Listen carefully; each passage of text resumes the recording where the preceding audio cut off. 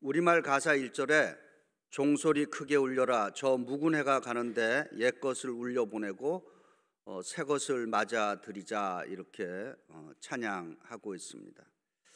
우리가 이 송구영신이라고 하는 말은 그 한자 수고입니다. 보낼 송, 옛구, 맞이할 영, 새신이라는 의미인데 이 뜻은 옛날에 그 관가에서 구관을 보내고 이제 새로 오는 신임 그 신관을 맞이하는 데서 유래했다고 합니다. 그래서 송구영신 그렇게 부르는 것입니다. 지금 우리는 2023년과 2024년 이제 이 경계선 시간에 서 있습니다. 성령 하나님의 도우심으로 2023년을 하나님께 감사함으로 마치고 이제 새해를 주시고 새 일을 행하시는 하나님께 영광을 돌리고 감사함과 믿음의 결단으로 2024년을 맞이할 수 있기를 기도합니다. 첫 번째로 성경은 시간에 대해서 무엇이라고 말하고 있는가인 것입니다. 성경은 시간은 하나님께서 창조하신 것이라고 증거합니다. 창세기 1장 1절에 태초에 하나님이 천지를 창조하시니라 이렇게 증거하고 있습니다. 태초에 하나님이 천지를 창조하시니라는 이 말씀 속에 시간의 기원을 말하고 있습니다.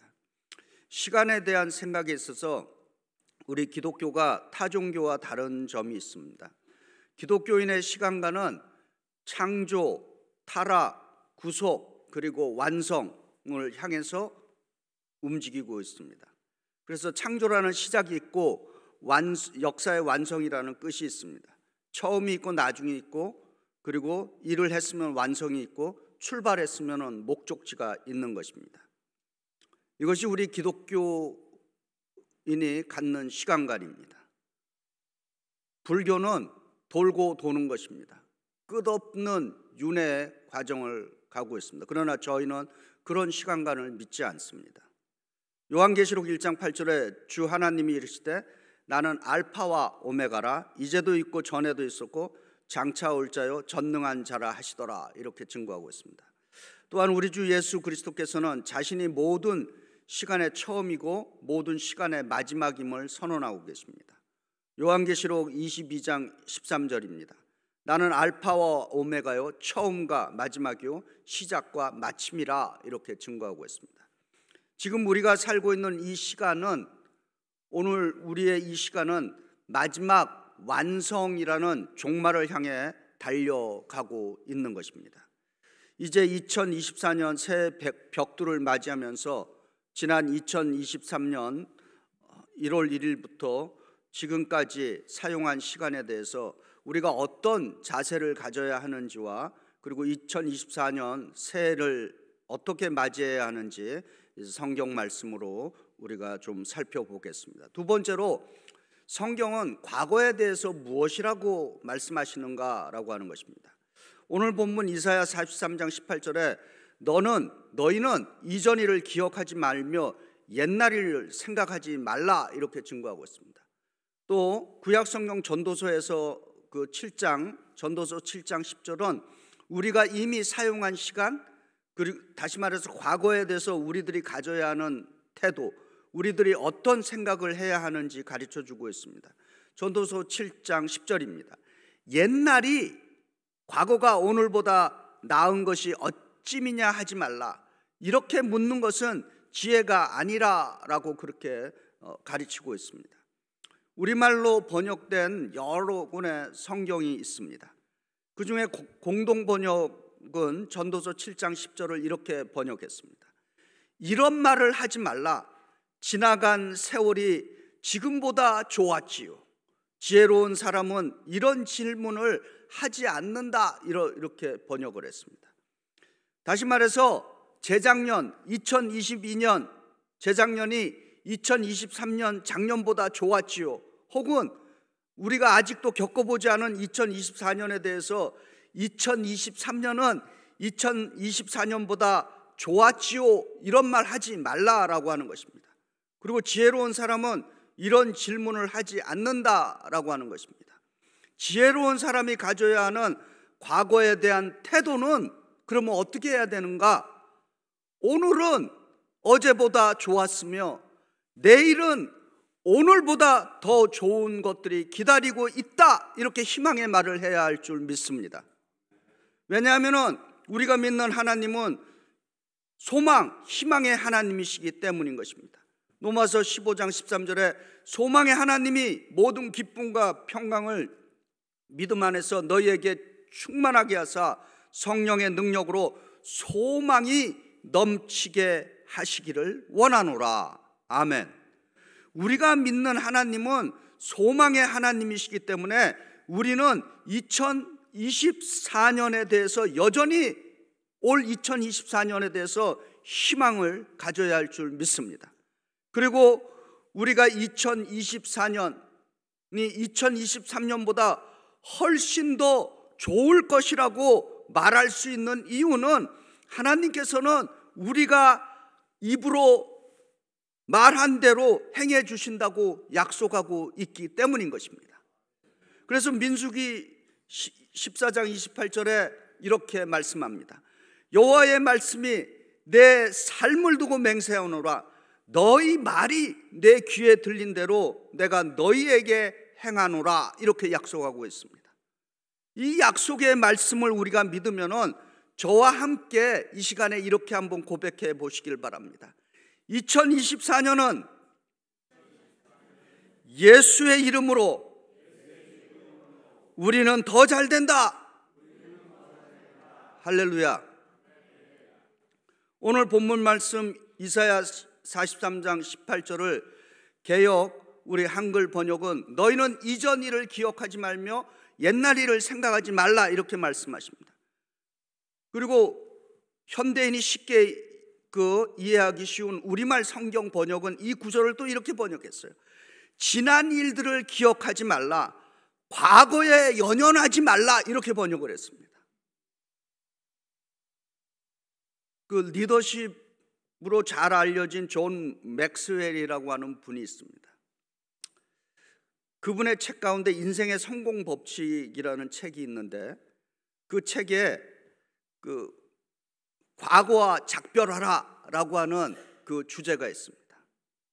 하나님이 시간을 창조한 한 가지 이유는, 하나님이 시간을 창조하신 이유는 과거의 실패를 묻어둘 장소를 마련해야 하기 위함이다, 그렇게 말하고 있습니다.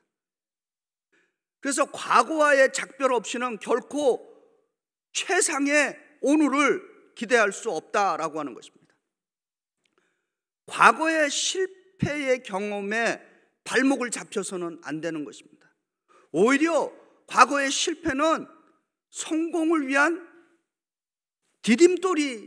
디딤돌로 이용할 수 있어야 된다라고 하는 것입니다. 인생에서 우리가 직면하는 대부분의 큰 어려움에는 두 갈래 길이 있습니다. 실패할 거냐, 돌파할 거냐라고 하는 것입니다. 어느 길로 향할 것인지는 우리가 선택을 해야 합니다. 우리는 우리 주 예수 그리스도 안에서 무엇이든지 할 수 있다라고 하는 무한한 가능성을 가진 사람들인 것을 믿으시기 바랍니다. 그래서 빌립보서 4장 13절에 내게 능력 주시는 자 안에서 내가 모든 것을 할 수 있느니라, 이렇게 약속하고 있습니다. 우리 주 예수 그리스도 안에서 이런 무한한 가능성이 2024년에 우리 앞에 열리고 있음을 믿으시기 바랍니다. 그럼 우리가 과거를 기억하지 말고 과거에 마음을 묶어두지 말아야 하는 이유가 무엇인가 라고 하는 것입니다. 과거에 마음을 묶어두는 것은 우리들의 대적자인 사단, 악한 영, 원수마귀의 계략인 것입니다.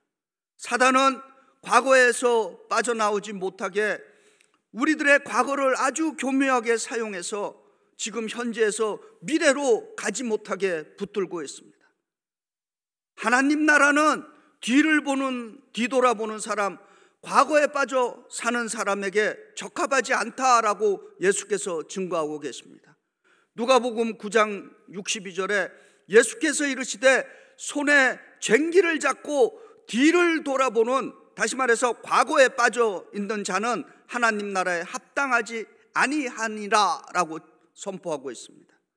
이제 어떻게 과거라는 2023년을 송구해서 보내고 지금 이 시간 2024년을 영신하는 내일로 맞이할 수 있겠습니까?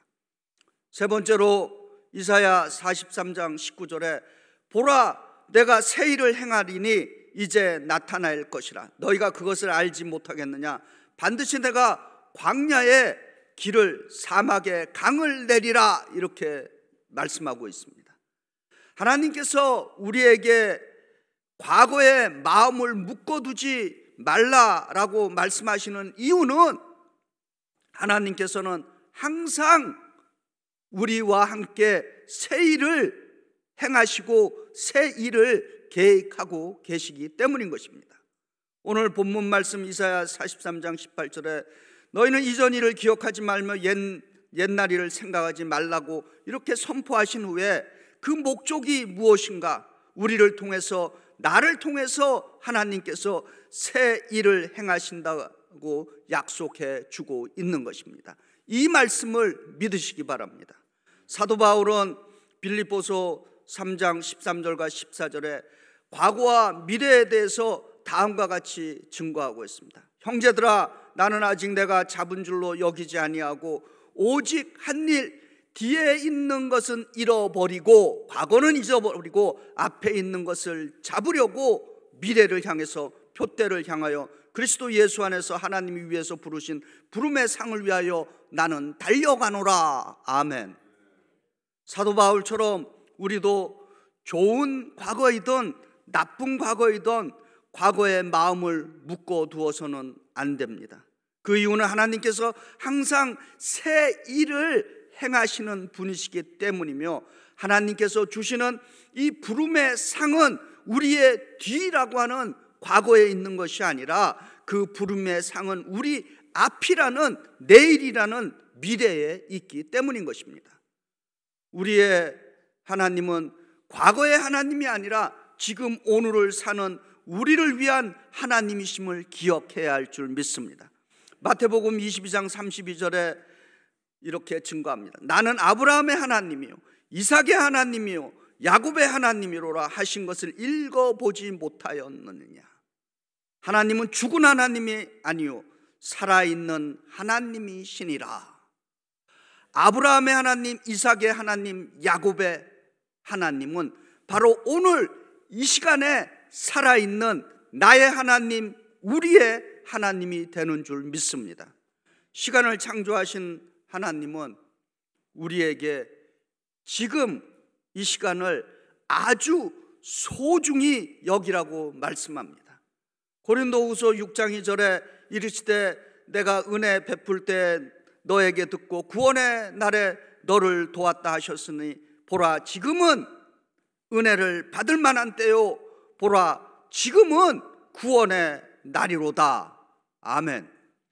오늘 이 송구영신 예배를 드리는 이 시간은 과거에 마음을 묶어두지 않고 새날을 결단하는 시간인 줄 믿습니다.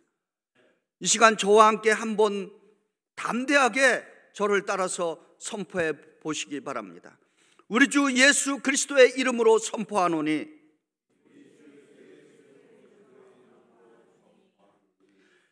과거는 떠나갈지어다. 또 한번 따라해 보시기 바랍니다. 우리 주 예수 그리스도의 이름으로 선포하오니 육체, 정신, 영혼이 건강하게 다시 일어나는 2024년이 될지어다. 아멘. 오늘 이사야 43장 18절부터 19절의 말씀으로 희망찬 새해, 2024년에 하나님의 말씀으로 다시 일어나는 우리 모두가 되시기를 예수 그리스도의 이름으로 축원드립니다. 아멘.